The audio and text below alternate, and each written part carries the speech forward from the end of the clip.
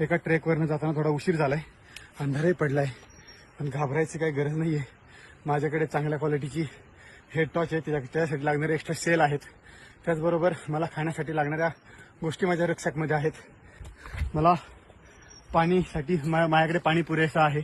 माझ्याकडे एक छोटा महत्त्वाच्या प्रॉब्लेम्समध्ये माझ्याकडे एक छोटा चाकू आहे. एक्स्ट्रा कपडे पण आहेत माझ्या ह्या बॅगेमध्ये.